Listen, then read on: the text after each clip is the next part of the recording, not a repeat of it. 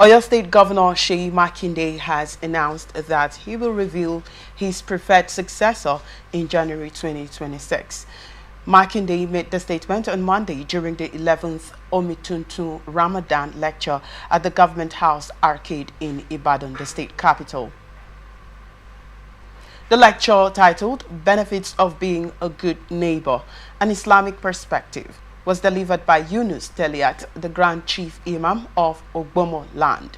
Addressing attendees in Yoruba, he expressed gratitude to Muslim leaders for their support and urged them to continue praying for his administration. He also made a light-hearted remark directed at socialite Abbas Oloko, asking him not to remove his billboard at Ishale Alfa, as the image of his chosen successor would be displayed there in January 2026. The governor called on Muslims to use the Ramadan season to promote peaceful coexistence regardless of religious differences. Makinde, who was re-elected in 2023 and is ineligible for another term, has previously stated that he will have a say in his successor.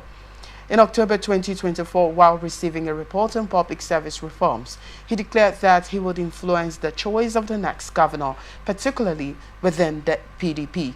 So those people that are campaigning to be the next governor still have to wait, because I still have till May 29, 2027. And I'll also have a say in who is going to become the next governor, Makinde said. I may not have my way. It's Oyo State people that will decide, but I will have a say, especially those in PDP will have me to contend with, because I'm still the one controlling the structure. Wow, quite interesting, Comrade Kingsley.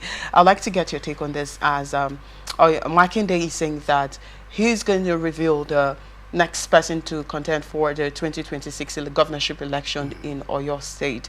And he's saying that he has a say in whoever, or in the next person that is going to be the governor.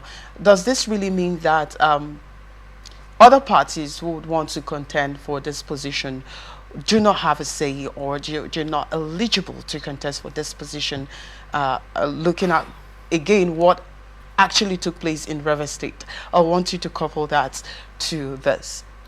Okay, you won't take it away from him. It's not because he's a governor, so he shouldn't be part of who is going to succeed him. All right. You agree with me that if he's not the governor for your state, he will still have a say. Of course, when it comes to election period, he's as good as an electorate too. I mean, he's a voter. He votes, of course. So he will have to vote who he wants to be the next governor, or whoever wants to seek any elective political office. He has to vote. So as a governor, he should have a say. Being a governor does not exempt you from, having a say too. So let's differentiate between having a say and pushing someone for the people. If you listen to what he said, he was very careful about the words, or the word he chose, to represent his intention. Okay. He said Oyo people will have the final say. He made it clear Oyo people will be the one that will decide what actually happens, but he should have an influence. I mean, that's a fair language if you ask me. He's not saying he's going to impose, his candidate on anybody, but like, oh, I'm in PDP. Yes. Who is going to be my successor? This man. Yes. I agree with him. What is wrong with that? But you see, at the end of the day, he made us understand as well that Oyo people will have the final say. That's like what you just said. There are other political parties in that place. So he's not an autocratic governor. He's not a military governor that will just bring in somebody and say this person should succeed. No, but he's going to influence it, which is expected in politics. If you look at the River State thing, like you just mentioned, it's the same thing. And the truth be told, the real truth be told, there is nobody that is in leadership that wants to go out and wouldn't want somebody who has been faithful to him or her, not to succeed him. To the best of your knowledge and your ability, you want to work towards that and you want to make it come to pass. But that's not to say you have the final say. But I agree with him. Okay, even though he hasn't revealed who the successor is, again, do you think, and also understand that he is an electorate as well, but do you think that he's not trying to push this person, because there's a comment he made there that he had the PDP to contend with. He also asked one person like that to remove his signboard from a particular area where he has a signboard, that his successor signboard will be there. Again, don't you think he's trying to push the person on the people? Well, if you look at that statement that the PD people will have to contend with him, that's a fair language too. What do I mean? Okay. There's always a primary to, you know, bring who is going to fly the flag of the party. And in that primary, sometimes you don't have a consensus agreement, you understand? And by and large, he will have a say to it, because if they are not going to have a consensus agreement, he should belong to a party or a part of the party he belongs to, which is PDP, that will be pushing for certain persons.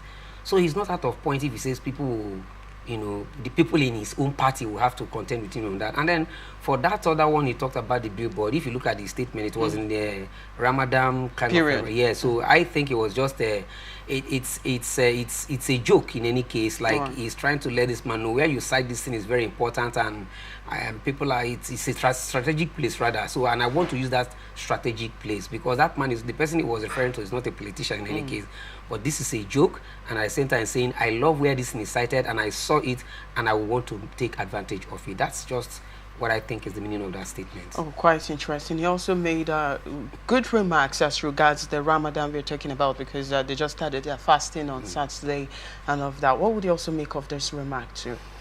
Well, for the Muslims faithful. Yes, if you don't belong to one spiritual faith, you belong to the other. He belongs to the Muslim spiritual faith, so he's a committed person, if you ask me, and he's also part of what they are doing. So he's on the right track if he made a good remark about that. As to that, in any case, that's expected. If he didn't, I mean, they should suspect him if that's his faith in any case. So okay, it's a good one actually.